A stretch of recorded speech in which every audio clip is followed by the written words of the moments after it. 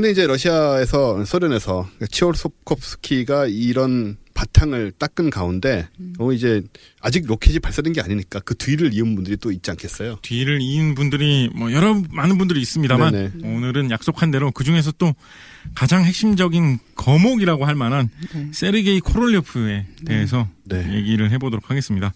이분은 우리가 옛날에 방송하면서 한 번씩 얘기가 나왔는데 그랬나요? 그렇죠. 전혀 이제 베일에 쌓여서 계시다가 이제 왜냐하면 뭐 암살 당한다든가 이런 위험 이런 얘기를 저희가 했던 기억이 나요. 근데 나중에 알게 된 이분이 그분인 거죠. 맞습니다. 예, 맞습니다. 예. 이분은 1907년생인데요. 메밀꽃 필 무렵의 작가인 이효석과 같은 나이인 분이시고 LG 그룹의 창립자인 구인회 선생하고 같은 나이이신 분입니다. 그 정도 연배를 생각하시면 되겠고 우리가 지금 격동 500년에서 다뤘던 과학자들 중에 제일 불우하고 힘들게 살았던 인물로 장영실을 생각하잖아요. 장영실은 노비 출신이었기 때문에 장영실보다 더 고생했을 가능성이 있는 유일한 인물입니다. 지금까지 다룬 인물 중.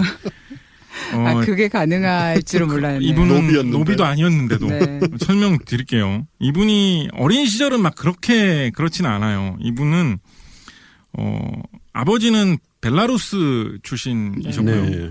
어머니는 우크라이나 이런 쪽 출신이셨다고 하는데 아까 말씀드린 그 비슷한 기준으로 그런 그 혈통을 조사해 보면 그 코사크 정확한 발음 뭔지 모르겠어요. 코사크라고 옛날에 많이 했는데 코사크 계통 이런 쪽 민족도 좀 조상이 섞여 있는 그런 분이었다고 합니다. 그래서 태어난 곳의 고향으로 따지면 사실은 러시아보다는 이제 우크라이나 쪽 출신의 인물이었는데 소련 시대에 이제 활동을 했던 분이죠.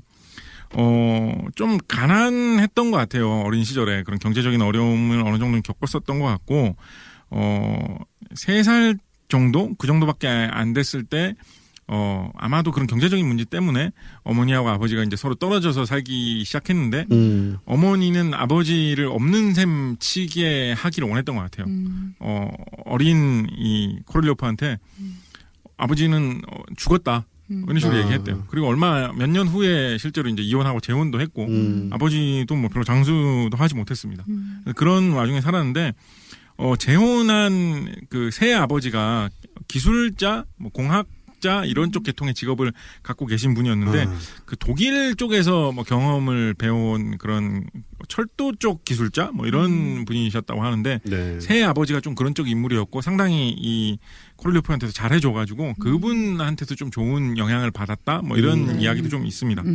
뒤늦게 이제 자기 친아버지가 그때 일찍 돌아가신 게 아니고 상당히 살아 계셨는데 어머니가 그걸 아예 알려주시지 않았구나 그런 걸 뒤늦게 알았다 그런 얘기도 좀 있습니다만 우리는 이렇게 짧게 얘기해버릴 수 있지만 본인한테는 또 얼마나 충격이었을 것이며 그죠? 그렇죠.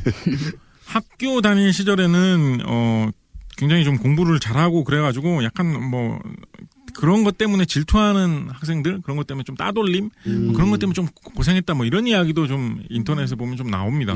얼마나 이분이 되게 그 생애가 살아 계실 때 많이 연구되고 이랬던 분이 아니거든요. 그래서 어디까지나 심기성이 있는지 잘 모르겠어요. 사실 이분의 자서전이라면서 이렇게 나와 있는 그런 거 자서전이라는 건 없는 것 같고 전기 이런 거라면서 나와 있는 걸 봐도 어디까지나 믿어야 되는 책인지 사실 잘 모르겠어서 좀 그릿한 부분이 있는데 어쨌거나 어릴 때부터 상당히 좀 그런 과학, 공학 이런 분에 좀 재능이 있었고 그런 것에 대해서 질투하고 시기하는 사람도 주변에 좀 있었다. 그런 이야기는 좀 보입니다. 이분의 그 뒤에 후대에 인생을 바꿔놓은 여러 가지 사연들 때문에 그런 게 좀 강조되는 것 같기도 해요. 이분이 본격적으로 이 바닥 로켓 쪽으로 이제 빠져들게 된 계기는 1910년대 초에 그러니까 한창 청소년기의 후반 대학 시절을 시작할 정도의 이 시기에 당시 그 라이트 형제가 이끌고 온 붐 이후로 유행했던 그런 어떤 비행 이런 거에 대해서 좀 그때 빠져들면서 그쪽과 좀 인연을 맺게 됩니다.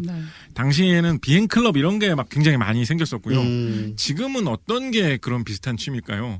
드론도 생각나네요. 드론 이런 거 하시는 분들 요즘에 취미삼아 재미삼아 하시는 분들 많고 동호회 같은 이런 것도 많이 있잖아요. 그런 느낌으로 이 시기에는 비행기, 뭐 글라이더 이런 게 되게 좀 유행을 했었거든요. 그래서 뭐 학생들마다 글라이더 클럽 같은 걸 만들어가지고 뭐 내 손으로 만든 글라이더 뭐 우리가 타보아요 뭐 이런 거 뭐 하면서 뭐 하는 게 좀 유행을 하던 그런 시절이었는데 거기에 소속돼 가지고 활동을 하고 자기 손으로 직접 글라이더를 설계를 하고 뭐 이런 걸 하다 그쪽으로 점점 관심을 갖고 빠져들게 됩니다. 그러면서 학교를 다닌 곳에서 전공도 아예 그런 쪽으로 하게 돼가지고 확실히 그쪽 분야에 이제 인물이 되는 거죠. 그러니까 덕후 출신이군요. 이를테면. 어떻게 보면 그렇죠. 네. 취미와 그런 거에서 관심을 가졌던 부분하고 학교를 다니면서 공부했던 거하고 딱 맞아 떨어지면서 그쪽 분야로 확 빠져들게 된 분인데 뭐 지금까지 들어서는 뭐 크게 고생한 것 같진 않은데요. 노비처럼. 지금까지는 뭐 괜찮아요. 네, 평이해요. 비교적 네. 비교적 그냥 아버지 문제 조금 이기는 거고. 괜찮아요. 괜찮아요. 그래서 1930년대 정도가 되면 30년대 한 초반 중반 정도가 되면 아예 이 분야의 직업을 갖게 됩니다. 비행기를 설계하고 비행기를 시험하고 비행기를 개량하고 뭐 이런 분야를 전문적으로 하는 말하자면 항공 우주 공학 자가 된 거죠. 네. 요즘으로 따지면 그런 거를 돼가지고 그런 거를 해가지고 직업 생활에서 열심히 하는데 뭐 이것도 확실치는 않습니다. 근데 떠돌아다니는 이야기를 보다 보면 이 시기에 더 성능 좋은 비행기, 더 뛰어난 비행기를 만들려고 여러 가지 설계를 해보다가 비행기를 더 높게 날게 하고 고도를 더 높이고 극한까지 높이고 이런 방법이 뭐가 있을까 이런 걸 자꾸 고민하다가 뭔가를 우주로까지 보내는 방법 이런 거에 대해서 생각을 하게 되면서 우주공학, 로켓 이런 거에 대해서 조금씩 관심을 갖게 되었다라는 그런 설이 있어요. 그런 설이. 사실 제가 보기엔 좀 불분명한 얘기인 것 같습니다. 그렇게 될 수밖에 없었던 결정적인 이유가 바로 이제 다음 시점에서 발생을 하는데 1938년에 이 운명의 이분의 인생의 대전환이 일어납니다. 1938년은 스탈린의 대숙청이 활발하게 이루어지고 있던 시기인데요. 그렇죠. 흔히 이제 우리 냉전 시기에 이 대한민국에서 소개를 하기로는 이제 스탈린이 자신의 독재를 강화하기 위해서 체제라든가 스탈린에 대해서 조금만 반대할 것 같은 기미만 보여도 사람을 붙잡아가지고 감옥에 쳐놓거나 처형을 했다. 그렇게 뭐 수십만 수백만의 사람들이 거기에 희생을 당했다. 뭐 이런 식으로 1,000만 명이 죽었다는 말도 있고. 그런 식으로 냉전 후에는 뭐 어떻게 좀 재평가가 돼가지고 뭐 좀 다른게 봐야 된다. 뭐 이런 얘기도 있습니다만 오늘은 뭐 그게 핵심은 아니니까 그렇게 그 시절인데. 이 코를리오프하고 같이 일하던 동료 중에, 그러니까 뭐 정말로 친구처럼 옆에서 같이 지내던 동료인지는 모르겠어요. 말하자면 같은 회사에 있던 사람 중에 한 명이 이 코를리오프를 고발을 한 거예요. 이 사람 반동분자인 것 같다. 반체제 인사한 것 같다라는 식으로 고발한 거예요. 이러한 이유로 반체제 인사인 것 같다는 고발한 거예요. 그래가지고 이 사람이 붙들려 가요. 왜 그랬죠? 붙들려 가지고 막 이렇게 여러 가지로 조사를 받고 막 이렇게 하는데. 어떻게 판결을 받냐면, 이 사람이, 소위 말하는 반체제 인사는 아닌 것 같다. 예를 들면 뭐, 스탈린을 엎어야 된다 이런 식의 생각에 빠져 있고, 그거에 대해서 운동을 한 것 같지는 않다.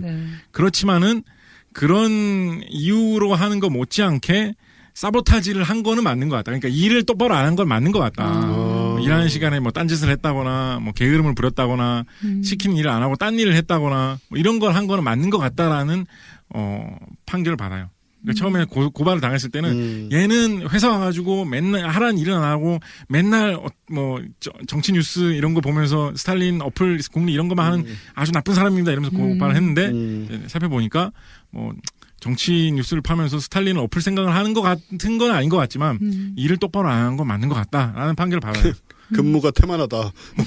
왜 그런 식의 평가를 받았는지는 모르겠어요. 정말로 뭔가 어떤 이유 때문에 근무를 제대로 못할 만한 이유가 있었는지 아니면 그조차도 어떤 누명의 일부였는지는 뭐 알 수 없습니다. 아빠 생각 뭐 이런 거 아니에요. 그 전화에 목 들어. 모르겠어요. 그냥 하다 보면 뭐 관료제 국가라는 게 좀 그렇지만 꼬이다 보면 되게 열심히 일을 했는데도 기록상으로는 네 목표 달성 1도 못했고 목표 달성 2도 못했고 목표 달성 3도 안 했으면 한 게 뭐야? 너 일 아무것도 안 했네. 일 0 했네. 너 사보타지 한 거 아니야? 이렇게 처리될 수 있는 거거든요. 그렇죠. 러시아 소설을 보면 저런 얘기 정말 많잖아요. 그런 것이었는지 아니면 정말로 무슨 이유가 있어서 게으름을 부렸는지 모르겠어요. 하여튼 유죄 판결을 받아요. 그래서 이분은 시베리아로 가게 됩니다.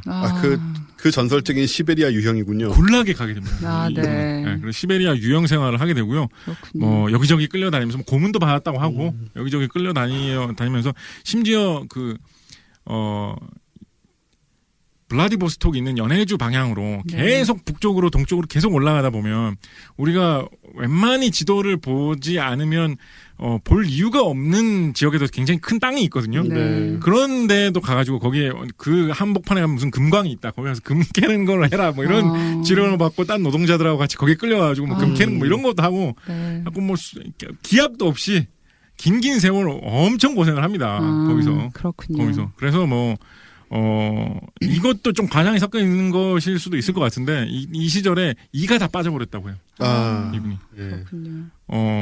뭐 있을 수 있는 일이죠. 우리 저 대통령 비서실장만 하면 이가 다 없어진 거잖아요. 그분은 시베리아에도 가지도 않았는데. 가지도 않았는데. 그래서 참고로 문재인 대통령도 대부분 다 틀리라고 해요. 네, 뭐 굴락 생활을 네. 하신 그렇죠. 분이니까. 이제 장영실과의 비교 파트가 이해가 되네요.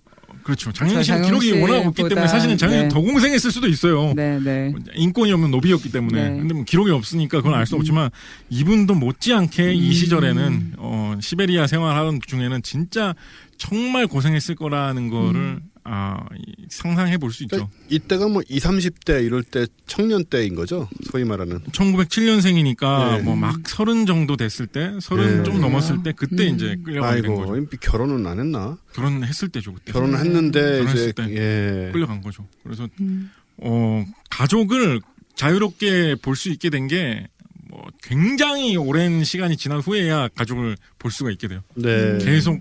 그래서 이분이 뭐 로켓 공학에 뭐 전설적인 업적을 세우고 뭐 이렇게 막 많이 스푸트니크의 장본인이고 뭐 이렇게 많이 얘기되잖아요. 네. 그런 활동을 하고 있을 때 다 죄수신 분이었어요, 이분은.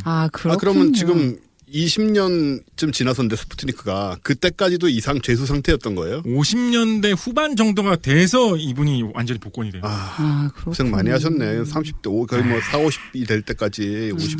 진짜 이게 눈물 없이는 볼 수 없는 이야기입니다, 솔직히. 정말로. 그렇구나. 저는 이 앞뒤의 이야기를 보면서 사실 뭐 스푸트니크가 뭐 어쩌고 하는 이야기가 좀 바래지는 느낌마저 들었어요. 인간적으로 얼마나 고생했을까. 그리고 그러니까 그 뒤에 이분이 어떤 로켓 공학자로서의 업적 이런 것도 좀 다른 느낌으로 보게 되는 거예요. 네. 무슨 생각을 가지고 소련 당국에서 시키는 그러게요. 우주선과 로켓 연구를 했을까 이 사람은. 뭐 두 가지 뭐 상상을 해보면 예를 들면 그 굴락에서 시베리아에서 얼마나 추워요. 막 사람 다 픽픽 죽어나가잖아요. 그런 상황에서 있으면서 이 고통을 받으면서 뭔가 오히려 반대로 뭔가 순수한 어떤 꿈과 인생의 의미 이런 걸 생각하다가 이렇게 고생을 했는데 예를 들면 그럴 때 덜덜 떨면서 밤하늘의 별을 보면서 언젠가는 우주에 뭔가를 보낸다는 그런 꿈을 꾸게 되어서 그런 열심히 로켓을 만들고 이런 걸 한 건지 아니면 정반대로 시베리아 한번 갔다 오니까 진짜 죽어도 저기는 다시는 못 가겠다. 어떻게든지 내가 이걸 해내겠다. 이 무서운 공산당 이분들한테 잘못 보이면 절대 안 된다. 않겠다. 무슨 수로든 이걸 성공시키자 이런 마음가짐으로 연구를 했는지 뭐 그런 것만 자꾸 생각하게 되는 거예요. 이거 시베리아 생활을 했다는 걸 한번 생각하고 나니까. 그러니까 적어도 연구를 할 때는 시베리아에 있진 않았겠죠, 그죠? 설마. 그렇죠. 그래서 이분이 이제 다시 문명 세계로 돌아오게 된 계기가 1939년에 이제 이 세계 제2차 대전이 터지죠. 세계 2차 대전에서 러시아가 그러니까 소련이 본격적으로 큰 전쟁을 하게 된 거는 이제 독일이 소련으로 침공하게 되면서부터지만 그 전에도 사실은 소련은 독일하고 불가침 조약을 맺고 뭐 군사 활동을 했잖아요. 예를 들면 폴란드를 반으로 쪼개먹는 걸 한다든지. 그래서 전쟁의 어떤 그런 분위기가 굉장히 감돌고 있었단 말이죠. 그래서 그런 기회를 타고 이거 뭐 무기를 개발한다거나 무기를 개량한다거나 이런 거를 위한 학자들이 필요하지 않느냐. 그런 걸 위한 기술자들이 있어야 되지 않느냐. 그리고 또 전쟁이 일어나면 사람들이 많이 죽잖아요. 그러니까 인원 보충을 해야 되고. 그래서 그런 기세를 타고 다시 문명세계로 돌아오게 됩니다. 그러니까 공산당 당국 내에서 그런 생각이 생긴 거죠. 아니 지금 우리가 전쟁에서 싸우기 위해서 무기를 개발할 인재들이 있는데 그 인재들을 시베리아에 보내가지고 곡괭이질만 하면서 금캐다가 캐는지 말든지 하다가 죽게 만드는 게 무슨 소용이냐. 이 양반을 다시 데려와가지고 싸우기 위한 무기를 만든 일을 시키는 게 금캐게 뭐 탕캐게 시키는 것보다 훨씬 더 값지게 이 인간의 생명을 공산당을 위해서 사용하는 방법이다. 뭐 이런 식으로 결론을 내렸던 것 같아요. 인적 자원의 효율적 사용. 그래서 시베리아에서 벗어나서 형무소 생활에서 벗어나가지고 이런 그 다시 학자로서 공학자로서 엔지니어로서의 삶을 다시 살게 됩니다. 그럼 이분이 스푸트니크를 실제로 만드신 분인가요? 이분의 위치가 좀 묘한데 그러니까 전쟁 중이니까 처음에는 이제 아까 말씀드렸던 대로 이제 비행기, 전투기, 폭격기 이런 거에 설계하는 일에 이제 본격적으로 참여해서 뛰어들었었고 전쟁이 끝난 후에까지 그 경력이 계속 이어진 거죠. 네. 그래서 러시아의 어떤 그런 항공 우주 분야에 대해서 이분이 어느 정도 위치를 차지하게 된 거예요. 그러니까 이걸 보면 당시 소련 체제가 참 희한하구나라는 생각이 드는 게 이분이 공식적으로 계속 죄수와 비슷한 신분인데 네. 그런데 이분한테 어떤 임무를 맡기는 거는 굉장히 큰 조직의 수장인 그러게요. 로켓 개발의 기술적 총책임자 이런 걸 이분한테 맡긴단 말이에요. 그렇게 그런 약간 극비 프로젝트 이런 걸 거 아니에요. 그렇죠. 그래서 네. 그런 체제로 운영이 됩니다. 그래서 뭐 스푸트니크도 그렇고 이 소련 우주 개발의 많은 기간 동안 우주 개발에 국한해서 보면 이분은 그 조직의 기술적인 최고 책임자 역할을 했던 거예요. 그러니까 어떤 사람들은 그래서 아마 세르게이 코롤레프가 실제로 그런 로켓들을 설계하고 개발하는데 기술적으로 크게 공헌한 바는 없을 것이다.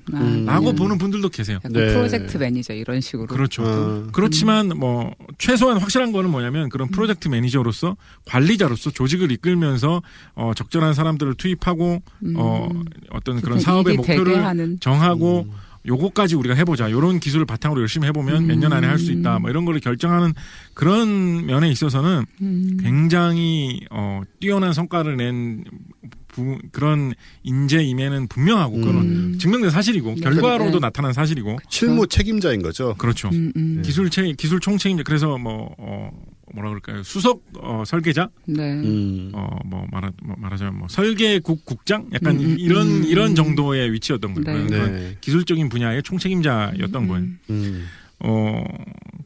그리고 뭐 알 수는 없지만 의외로 뭐 기술적으로도 많은 공헌을 했을 수도 있겠죠. 했을 뭐 자료가 많이 나와 있지 않고 또 자료를 믿을 수 없는 부분도 좀 있고 뭐 그런 게 있어서인지 좀 확실치는 않지만 그런 면도 있습니다만 어쨌거나 확실한 거는 기술적인 면에 대해서 경험은 굉장히 많았던 분이고 그리고 관리적인 면에서는 확실한 성과와 좋은 결과를 보여준 인물이다라는 건 이제 정확한 사실이겠죠. 네. 그러니까 스푸트니크 프로젝트의 책임자로서 스푸트니크 1호가 우주에 나가게 된 그 전반적인 프로젝트를 이끈 사람이네요. 그렇죠. 네. 그 후에도 우주 개발 프로젝트를 뭐 거의 계속 이끈 분이라고 거의 뭐 사망 직전까지 계속 프로젝트를 이끈 분입니다. 처음에는 이제 배경이니만큼 좀 무기 개발로 이제 먼저 이제 시작을 했는데요. 네.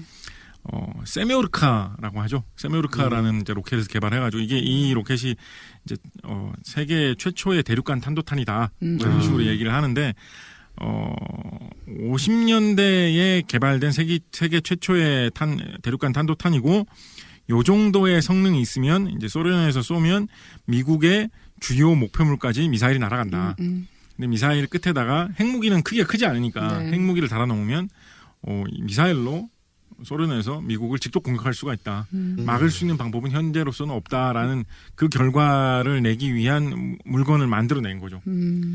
대단하긴 대단하네요. 저걸 저때 했는데 북한은 60년 후에 지금 한 거 아니에요? 뭐 우리는 이를테면. 본토를 가나요? 지금 본토 가죠. 지금 동부까지 본토 가죠. 지금은. 그렇구나. 동부까지 간다고 하죠. 근데 물론 소련 되게 크니까 블라디보스토크에 쏘는지 뭔지 모르겠는데 저 시절엔 어쨌든 간에 저때 성공했던 것을 이제 지금 만들었다고 또 되게 막 놀라운 기술이다. 아직도 세계가 그러고 있잖아요. 저런 걸 만들면. 그러니까 얼마나 앞섰는지는 또 그걸로 우리가 눈치를 챌 수가 있을 것 같아요. 그 세메오르카 로켓을 뭐 사진이나 이런 것만 봐도 사실 그냥 딱 봐도 대단하다는 느낌은 듭니다. 이게 일단 길이가 한 30m가 넘고요. 그러니까 우리가 보통 대한민국에는 아파트들이 한 층이 한 3m 뭐 이 정도 되잖아요. 그러니까 한 아파트 한 10층 정도 되는 높이고요. 뭐 대충 뭐 9층, 11층 뭐 그 정도 왔다 갔다 하겠죠. 무게가 270톤인데요. 우리 보통 중형차 한 대가 한 뭐 1.5톤 뭐 이 정도 얘기하거든요. 그러니까 무게로 따지면 자동차 100대 이상, 150대 뭐 이 정도 되는 무게의 철덩어리 안에 막 불 잘 타는 막 그런 액체가 들어있는 게 10층짜리 높이로 돼 있는 게 이야. 그게 막 소리를 내면서 확 올라가는 거예요 하늘로. 그러게요. 그래가지고 우주를 통해서 저 딴 대륙에 있는 목표물까지 날아가는 거예요. 네, 그러니까 네. 50년대. 어마어마하죠. 진짜. 우리 50년대 생각해 보면 그래서 뭐 여담이지만 우리나라가 뭐 우리는 뭐 소련을 굉장히 경원시하고 욕을 하고 했지만 70년대까지만 해도요. 제가 저 현대사 이런데 관심이 좀 있으니까 정치사 이런데 우리나라 뭐 박정희라든가 이런 사람들도 소련을 선진국이라고 표현을 해요. 예. 선진국이. 근데 그 있죠. 말이 우리가 익숙하진 않잖아요.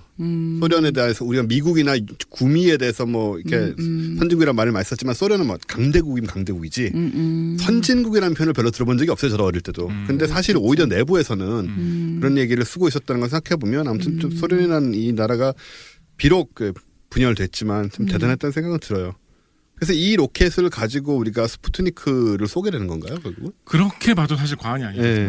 세미루카 로켓을 조금 개량해가지고 스푸트니크를 스푸트니크는 스푸트니크 로켓에 이제 붙어가지고 이제 올라갔다라고 네. 얘기를 하는데 세미루카를 조금 개량한 것이고 세미루카 로켓을 좀 개량하고 이런 식으로 계속 개량을 해가지고 지금도 쓰고 있어요. 아, 그렇죠. 지금은 이제 소유즈 로켓의 개량형이 이제 그 ISS로 사람을 실어 보낼 수 있는 거의 유일한 네, 그런 그렇죠. 옵션이잖아요. 네. ISS로 사람이 뭐 로켓을 타고 날아가려면 소유즈 개량형을 타고 올라가야 된다 이렇게밖에 얘기 안 하잖아요. 네. 지금 그 사람 태우고 날아가는 소유즈 로켓이 세미루카 로켓의 개량형이라는 거는 보면 누구나 알 수 있어요. 모양부터 딱 그렇죠. 비슷하게 생겼어요. 모양부터.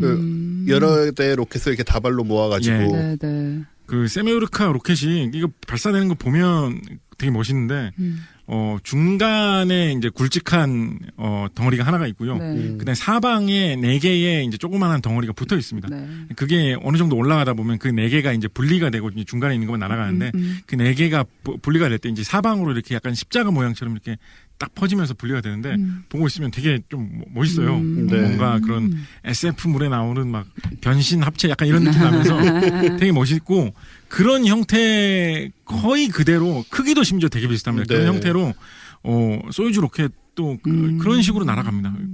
크게 그러니까 뭐 개량 많이 됐겠죠. 그런데 네. 그런 전체적인 구도 기본적인, 모양에 있어서 큰 차이가 육안상으로 별로 안 보일 정도로 그때의 전통과 그때의 기술이 이어져 내려오고 있는 거죠. 우리 과학하고 앉아있네 열심히 들으신 분들은 또 뉴스룸에서도 이용 기자가 우리 로켓 얘기할 때 그러니까 R7이라는 로켓 얘기했던 걸 기억하실 거예요. 네. 그게 이제 그 이분이 기본적으로 설계한 로켓의 그 형태인데 지금까지도 쓰이고 방금 있는 말씀드린 세미루카 로켓이 바로 예. R7이죠. R7 로켓. 영어식으로 읽으면.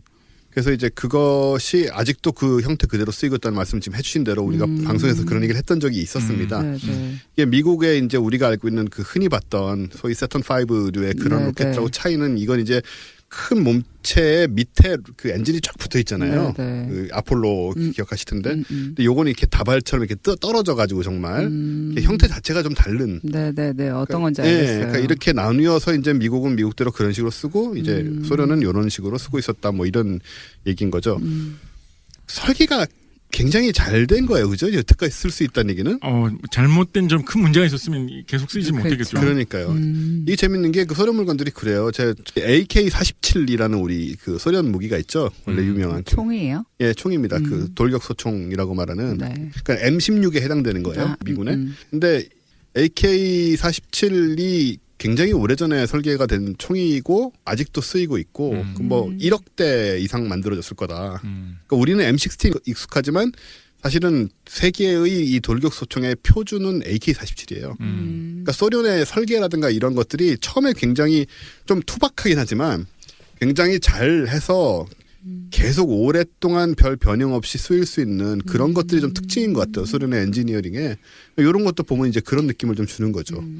그래서 이분이 이제 스푸트니크를 쏘아 올리고 그러면서 이제 우리나라란다. 세계는 우주 시대로 접어들게 되는 그런 거죠. 예. 스푸트니크 발사가 1957년인데요. 57년. 57년 맞죠? 네네. 1957년인데 사실은 인공위성을 쏘아 올릴 계획을 미국에서 더 먼저 갖고 있었다고 해요. 네.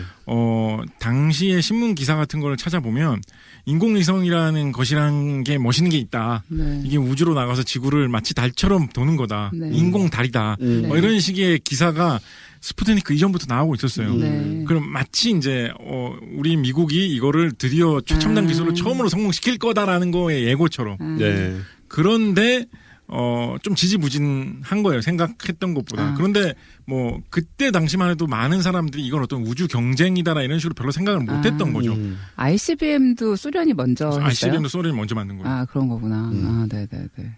그런 상황에서 세미얼카 로켓을 성공시킨 다음에 뭐 이것 좀 정확하진 않은데 다큐멘터리로 나오는 이런 것들을 보면 코를료프가 그 전부터 인공위성에 대한 생각이 있었고 세미얼카 로켓을 성공시켜갖고 ICBM을 성공시킨 걸 보여준 다음에 ICBM이 되면 인공위성도 당연히 된다. 되는 거죠. 이제 네. 우리 인공위성을 이걸로 보내보자라고 해가지고 인공위성을 보내는 거를 한 거예요.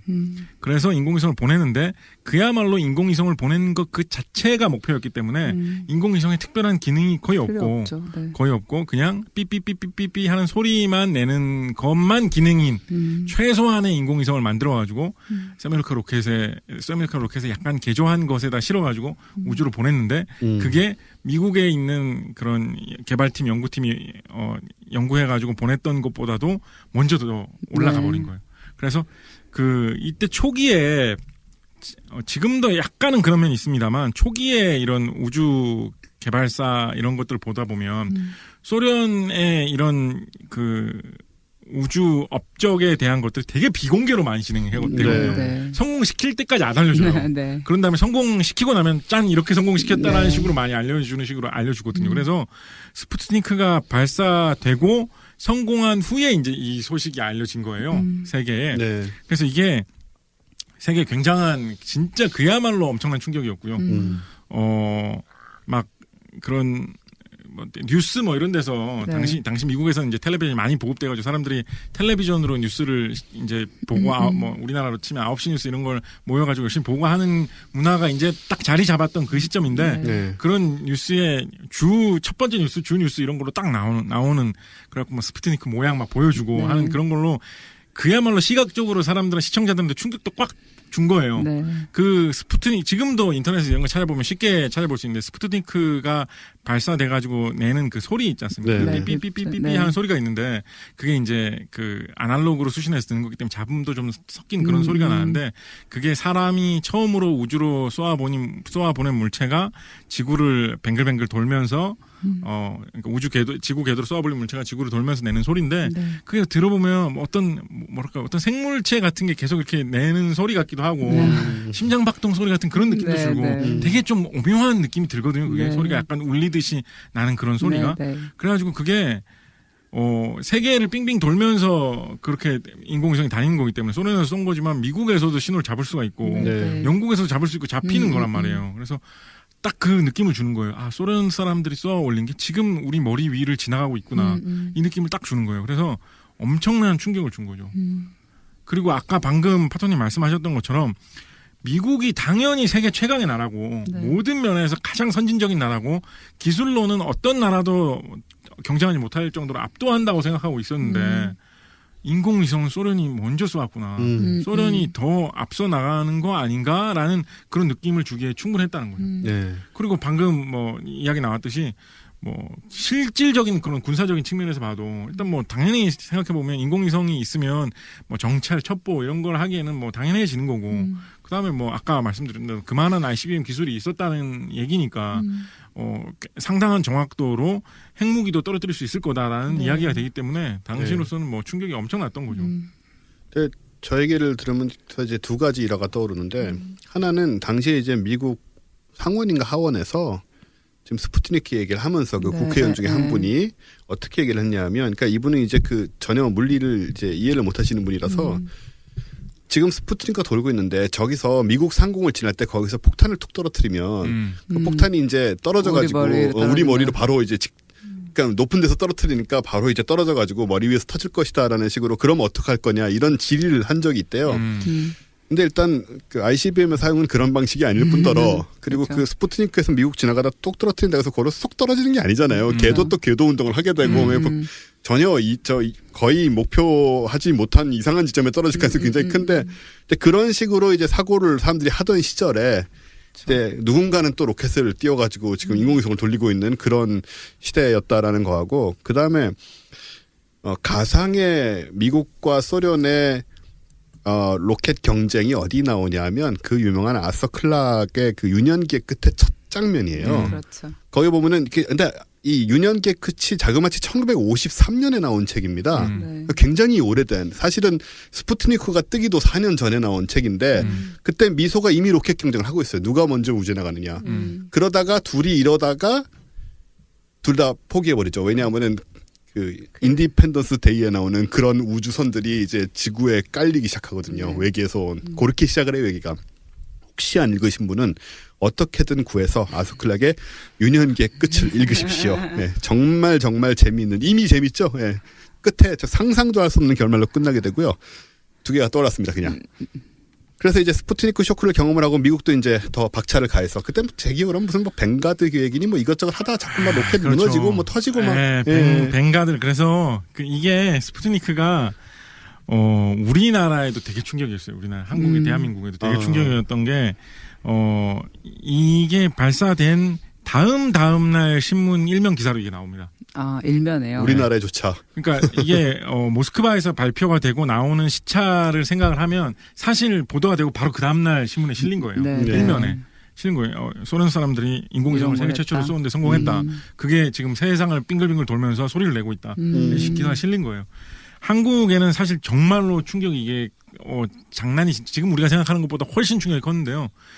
한국 전쟁이 1953년에 끝났잖아요. 6.25가. 그렇죠. 3년에 끝났잖아요. 그러니까 그거 끝난 지가 한 4년밖에 안 됐을 때였거든요. 네. 여러분 4년 전에 뭐 하셨습니까? 4년 전에 정말 가까운 시간이잖아요. 생각해보면. 저 똑같았죠, 뭐 그냥 4년 전에. 그때까지 우리는 어떤 공산권 국가하고 전쟁을 하면서 수만 명 죽고 뭐 온 도시와 동네가 아작이 나고 이걸 경험해 봤던 거예요. 굶고 뭐 이러고 있는데. 그렇게 한 다음에 맨날 얘기하는 게 뭐 지금도 뭐 사실 비슷한 논조로 많이 얘기합니다만 뭐 얘기하고 있는 게 한미 동맹을 굳건히 해가지고 우리는 우리대로 열심히 하고 미국에서 열심히 지원을 해주면 앞으로는 다시는 그런 비극 없이 우리가 나라를 잘 지킬 수 있다 이런 식으로 맨날 얘기를 했었단 말이에요. 그런데 지금 이 뉴스가 나온 거 보면 미국이 세계 최고인 줄 알았는데 소련이 더 뛰어나네 이런 느낌이 드는 거예요. 그쵸. 과연 미국을 믿을 수 있나 이런 느낌이 들 수밖에 없잖아요. 그렇죠. 거기서 감히 당시에 그런 얘기를 한 사람은 없었습니다만 한 발 더 나가면 좀 근본적인 의문으로도 갈 수 있는 위험도 있는 거예요. 과연 우리가 하고 있는 이 뭐 시장 경제 체제에 입각한 민주주의란 뭐 이런 것들이 과연 옳은 것인가? 정말 우월한 체제인가? 이게 더 우월한 건가? 공산주의, 우린 공산주의 뭐 이상하고 독재하고 뭐 이런 나쁜 거라고 생각했는데 그거 하는 나라에서 미국을 능가하지 않았나? 그런 의문도 슬금슬금 피어오르게 할 만한 재료였던 거예요. 네. 그래서 사실 이게 우리 대한민국 같은 이런 나라 입장에서 보면 우리는 뭐 흔히 이제 미국에서 만든 다큐멘터리를 보면 미국 사람들이 어떤 뭐 안전을 위협받고 뭐 미국의 자존심에 어떤 상처가 나고 이런 식으로 얘기를 많이 한단 말이에요. 그런데 당시에 나왔던 신문 기사나 이런 걸 보면 약간 그런 외교적인 문제 이런 걸로 많이 생각을 합니다. 과연 미국만 믿고 따라가는 게 말이 되는 거냐? 뭐 다 대책을 따로 세워야 될 거 아니냐 그런 식의 이야기가 많이 팽팽하게 돌아요. 제가 지금 1957년 12월 30일 그러니까 거의 연말이죠. 나온 동아일보 사설로 나온 기사를 하나 실어왔는데요. 가져왔는데요. 여기 보면 되게 애매한 말로 이런 문제를 얘기하고 있어요. 인공위성 출현과 나토 정상회담을 고비로 한 동서냉전의 변용을 어떻게 평가하느냐 하는 문제와 이에 따른 지구적 전쟁 및 국지 전쟁의 가능성에 농담을 어떻게 보느냐 하는 것 등은 꼭 여야에 한번 이야기하지 않으면 안 될 고등 정책 문제이다. 뭐 이런 식으로 얘기하고 있거든요. 그러니까 이 스푸트니크 문제를 되게 애매하게 말을 꼬아놨죠. 근데 이제 그러니까 당시에 뭐 심의라든가 이런 게 없어가지고 뭐 이승만 제1공화국 정부에 잡혀갈 위험이 없다라고 해가지고 후련하게 말로 쓴다면 이런 이야기를 하고 있는 거예요. 지금 스푸트니크 때문에 다들 소련이 더 우월한 거 아니냐는 식으로 생각하는 의견이 팽배하게 돌고 있는데 이런 분위기에 따라서 공산권 쪽으로 추가 좀 더 기울어지게 되면 우리나라 안보에도 막대한 지장이 있는 거 아니냐. 뭐 수를 찾아야 되는 거 아니냐. 뭐 이런 식의 이야기를 하고 있는 거예요. 뭐 이때 뭐 그 당시 이제 여당 야당 간에 나왔던 문제가 뭐 그런 게 있었거든요. 6.25 때 한국 전쟁 때 군인들이 너무 많이 뽑아놨으니까 군인들 너무 많이 뽑아놔가지고 군대가 너무 거대하니까 좀 군대를 좀 줄여야 되는 거 아니냐. 지금 이제 전쟁 끝난 지 4년이나 지났는데 뭐 이런 이야기가 나와가지고 뭐 군인을 뭐 10만 명, 20만 명을 줄이자 뭐 이런 이야기가 막 돌고 있을 텐데 과연 그걸 해도 되냐 말아야 되냐 뭐 이런 이야기 논쟁을 하는 가운데 스푸트니크 소식 이런 게 되게 큰 뉴스로 다가온 거예요. 그래서 이런 이야기가 되게 많이 좀 돌았고 한편으로는 당시 미국 대통령이 이제 아이젠하워 대통령이었는데 아이젠하워 대통령이 그런 얘기도 많이 했어요. 그러니까 아이젠하워 대통령 및 미국 정부가 우리의 동맹들은 우리를 굳게 믿어다오. 우리가 절대 소련에게 기술을 뒤지지 않는다.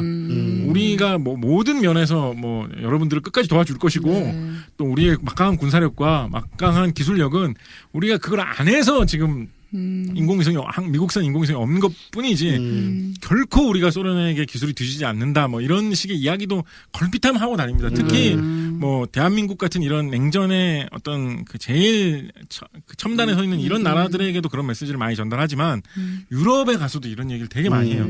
유럽은 뭐 그때 당시에는 좀 약했던 면도 있습니다만 뭐 우리 뭐 대한민국이나 이런 데하고 비교해 보면 전통적으로 약간 사회주의에 대해서 좀 가깝게 느끼는 그런 정파도 서유럽에서도 좀 득세를 할 때가 있잖아요. 그렇죠. 그러니까 예를 들면 특히 뭐 학생 운동을 하는 사람들이나 이런 쪽에서는 좀 흔들릴 수 있는 좋은 재료일 수도 있었단 말이에요. 이런 게. 아까 말씀드렸던 대로 공산주의 체제가 더 우월한 거 아니야. 공산주의 체제를 우리도 도입하면 기술도 더 발전하고 사람도 더 잘 살 수 있는 거 아니야. 이런 식의 의심이 돌만도 한 상황이었단 말이에요. 서유럽에서.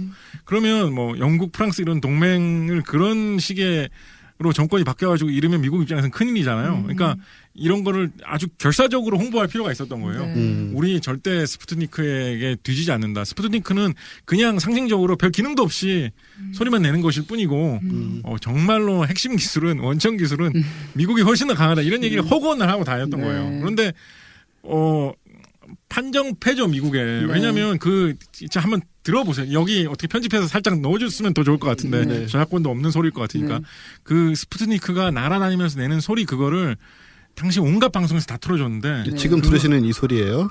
그거를 들어보면 진짜 좀 신비한 묘한 느낌이 있어요. 마치 어떤 살아있는 뭐가 날아다니면서 그 소리를 내는 것 같아요. 그래서 사람들이 흔들릴 수밖에 없는 상황이었어요. 근데 아까 말씀드렸던 대로 벵가드 로켓에다가 이제 위성을 실어가지고 발사를 하는 거를 부랴부랴 원래 사실 뭐 원래 일정에는 있었던 거긴 하지만 그래도 뭐 부랴부랴 하는 느낌으로 이제 발사를 해가지고 발사를 했는데 미국은 참 이런 거 보면 미국 사람들도 참 대단하다는 생각이 드는 게 바로 지금 말씀드린 이야기가 대단한 건 아니고 이걸 정반대로 완전 공개로 해요. 미국 사람들은. 그래가지고 모든 그런 취재진들하고 이런 사람들이 다 몰려들어가지고 뭐 생중계를 했다는 이야기도 있어요. 라디오 생중계 정도는 했겠죠. 그걸 보고 있는데 그 영상이 지금 남아있거든요. 그걸 보면 벵가드 로켓을 발사를 하는 영상이 있는데 발사를 해가지고 위로 살짝 떴다가 한 2, 3m? 3, 4m 정도를 떴다가 그게 폭발을 해가지고 완전 다 박살이 나요. 그런데 그게 이게 약간 어폐가 있습니다만 정말로 화려하고 거대하게 박살났어요. 진짜 아까 뭐 그 세메루카 로켓, 뭐 스푸트니크, 뭐 소유주 발사 이거 멋있다 이런 거 말씀드렸잖아요. 솔직히 이거 폭발되는 장면 훨씬 멋있어요. 아 그렇겠죠. 이거 영상 한번 보세요. 이게 그냥 로켓이 퍽 이렇게 터지는 게 아니고요. 아름답게 어떤 느낌이냐면 처음에 로켓이 가다가 불을 뿜으면서 좀 터져요. 아 이게 실패구나. 그때부터 이미 느껴져요. 근데 보다 보면 훨씬 더 크게 터지거든요. 우와 진짜 크게 터지네라고 생각하는데 폭발하는 게 점점 더 커져요. 어떻게 저렇게 크게 터지지? 설마 하는데 그보다 훨씬 크게 터지거든요. 그 촬영하기는 화면을 꽉 메우면서 터집니다. 완전히. 그래가지고 보고 있으면 정말로 완전 막 다 망해먹는 것 같은 느낌이. 진짜로 막 그거 보고 있는 사람들 심정이 어땠을까. 우리 미국도 인공위성 올립니다. 전 세계 동맹 여러분 걱정하지 마십시오 하면서 그걸 쏘아 올렸는데 진짜 막 비웃는 것처럼 정말로 화려하게 뻥 터져요. 진짜. 말도 안 되게 화려하게 터집니다. 이게 진짜. 이게 참 사람이 타고 있는 로켓이 아니었고 그래서 아니니까. 웃으면서 우리 얘기할 수 네. 있는데 이 영상 한번 볼만해요. 네. 당연히 유튜브 같은데 쉽게 찾을 수 있을 거예요. 아주 쉽게 찾을 수 있는 게 막 네. 칼라 버전으로 만들어 놓은 것도 있어요. 나중에 색깔 입혀서. 뭐 그렇게 했는지 힘들게 구했는지 네, 저도 옛날에 봤던 기억이 나요. 아, 그렇게 해서 미국이 초반에 확실히 실패를 했고요. 네. 뭐 그 뒤 미국 뒤에서 벌어진 뭐 폰 브라운 박사나 이런 사람들이 겪었던 여러 가지 이야기도 많이 있습니다만 네. 오늘은 뭐 그쪽이 중심인 건 아니니까 약간 좀 네. 생략을 하고 네. 잠깐 스푸트니크에 대해서 이야기 조금만 더 곁들이면 아까 우리나라에 관심이 되게 많았다 말씀드렸잖아요. 그래서 스푸트니크 쇼크 이후에 한국에서도 로켓에 대한 열풍이 잠깐 불어가지고 아마추어 로켓 클럽 뭐 이런 게 좀 네네. 생기고 했었던 네네. 그런 일이 좀 있었습니다. 예. 뭐 시골 마을에서 혼자서 로켓을 만들어가지고 쏘아 올렸다 뭐 이런 게 예. 신문 기사로 나오기도 했었고요. 네. 그래서 로켓 가지고 그 당시에 사기치고 이런 사람들도 되게 많았다고 그런 기사들. 그 사기친 사람은 아마 뭐 제 로켓 기술을 자기가 뭐 개발을 해가지고 미국에 가서 뭘 네, 하게 뭐. 나사에 가서 뭘 하겠다는 해가지고 네, 한국민 전체를 속인 사람도 있었고 지금 전국 서점에 있는 미스테리아 18호를 보면 네. 거기에 나와 있는 논픽션 시리즈인 펄프라는 시리즈에서 네. 작가 곽재식이 그 시리즈 되게 재밌던데. 항상. 뒷뜰에서 앞뜰에서인가 뒤뜰에서 우주 로켓을 만든 사나이 뭐 이런 네. 제목으로 그 세상을 속인 사람의 이야기가 그 실려 얘기가 그렇군요. 실려 그 얘기 있군요. 바로 그 얘기가 실려 있군요. 바로 그 이야기가 실려 있습니다. 네, 그래서 네. 그런 사람이 나올 정도로 한편으로 또 제가 저 SF 하시는 박상준 선생님이 어디서 발표하시는 걸 본 것 같은데 한편으로 그와는 별개로 정말 제대로 해가지고 좀 꽤나 성과를 물론 뭐 저런 우주 로켓을 쏜 건 아니지만 네. 꽤나 성과를 만들어서 뭐 공중 몇 킬로미터까지 네. 올려보고 이런 네. 정도는 했었던 것 같아요. 그 당시에. 네, 대학에 있는 뭐 로켓 동아리라든가 네. 뭐 이런 쪽에서도 활발히 뭐 관심을 가지고 그런 열풍이 잠깐 불었을 정도로 스푸트니크 쇼크가 한국에도 굉장히 큰 영향을 미쳤었습니다. 어쨌든 그거 가지고 사기를 칠 수 있는 토양이 됐다는 건 어느 정도 사람들이 저게 뭔지를 알고 그렇죠. 훌륭한- 관심이 있었던 관심이 거죠. 있었- 관심이 거잖아요. 확 쏠려 있었던 거예요. 네, 네. 네. 한편으로는 또 우리나라에서 그 사기를 검증한 시스템이 전혀 없었다는 건 미국이랑 연결해서 그 세상 속인 사람이 뭐라고 주장했었냐면 자기가 로켓 설계도를 만들어가지고 네. 미국의 폰 브라운 박사한테 보냈더니 폰 브라운 박사 좋다 하더니 나중에 너 정말 뛰어난 사람이다. 내가 비용 대줄 테니까 미국에 와서 공부를 해라. 네. 라고 제안을 해줬다라면서 주변에 떠벌리고 다닌 사람이거든요. 네. 그게 이제 기사에 실렸어요. 제가 그 신문 기사를 본 기억이 나요. 네. 그게 무슨 얘기냐면 그 신문을 읽는 많은 한국의 독자들이 폰 브라운 박사라는 사람을 알고 있었다는 거예요. 네, 그렇죠. 그걸 어떤 권위로서 이해하고 있다는 뜻이잖아요. 지금 미 한국우주국의 로켓 기술 책임자가 누군지 아십니까? 그러니까. 안 알려져 있잖아요. 네, 네. 근데 그때 당시에는 대한민국의 로켓 첨단 기술 이런 거라고는 훨씬 더 거리가 멀었던 그러게요. 시기에 대한민국인데도 그러게요. 폰 브라운 박사라는 이름을 사람들이 많이 알 정도의 시기였다는 거예요. 네, 네. 그만큼 스푸트니크 쇼크가 되게 한국에도 미친 영향이 컸다라는 그러네요. 말씀을 드립니다. 네. 예. 코를레프는 뭐 이후에도 스푸트니크 2호 우리 개를 처음으로 태워서 네. 우주에 보내는데 성공한 마이카. 뭐 이런 거 작업도 했었고 유리 가가린을 최초의 우주 비행사로 네. 궤도 비행을 하는데 성공시킨 프로젝트 뭐 이런 거에서도 여전히 참여를 했었고 그런 식으로 상당히 그 황금기를 다 이끈. 황금기를 이끌고 소련이 항상 우주 개발 경쟁에서 소련이 진짜 어떻게 좀 약간 극적으로 편집을 하면 거의 마지막 순간까지 미국을 앞서갔었거든요. 네. 근데 달 착륙에서 결정적으로 밀린 거예요. 그렇죠. 근데 이분이 살아생전에 달 착륙하는 그런 미국한테 달 착륙 뺏기는 꼴은 안 보고 그 전에 이제 세상을 떴는데 네. 말씀하신 대로 소련이 확실히 잘 나가던 시기를 장식하셨던 분이에요. 그러게요. 이분은 계속 소련이 앞서갈 거라고 믿고 아마 돌아가셨겠네요. 아까 제가 미국 사람들이 참 대단한 게 뭐 이렇게 말씀하다가 중간에 이제 말이 끊겼는데 미국 사람들이 대단한 게 그렇게 뱅가드 로켓이 어마어마하게 실패를 했는데 네. 공개주의 정책을 계속 고수를 해요. 그래서 나사는 언제 뭘 할 것이다. 미국 항공우주국의 계획은 이런 거다. 우주 비행사로 누구를 뽑았다. 우리는 며칠 날 발사를 할 거다. 발사가 연기됐다. 뭐 때문에 고장이 있었다. 실패. 계속 기자들한테 공개를 하고 발표를 해요. 이게 어떻게 보면 되게 대단한 거고 그렇죠. 어떻게 보면 그런 게 좀 미국의 토양이고 맞아요. 뭐 문화다 이런 생각이 들 정도로 그렇죠. 한편으로는 이제 그런 거를 많이 해야지 이제 대중들하고 이제 접점이 생기면서 이제 그 예산을 끌어올 수 있는 명분이 네. 생기고 표를 네. 받을 수가 있고 뭐 이런 것 때문이기도 한데 그런 것 때문에 또 얼마나 많은 사람들한테 또 꿈과 희망과 이런 쪽에 네. 대한 열정을 심어줄 수가 있습니다. 맞아요. 그래서 그런 점도 있었는데 정반대로 세르게이 코를리오프는 그 사람의 이름도 안 알려줬어요. 이름도. 네, 그랬다고 하더라고요. 네, 이름도 안 알려줬어요. 죽은 뒤에 좀 지나서 이름이 네. 알려줬어요. 그래서 심지어 모스크바에 취재를 했던 서방 측 기자들조차도 뭐 기술적인 거에 대해서 브리핑 나올 거 아니에요. 그러면 우리 최고 기술 책임자가 말하기를 최고 설계국장이 말하기를 이렇다고 했다. 뭐 이번 로켓은 이런 점이 향상됐다고 발표를 했다라고 말했는데 이름은 안 가르쳐 주는 거예요. 네. 그랬다고 해요. 딸도 자기 아빠가 뭐 하는지 몰랐대요.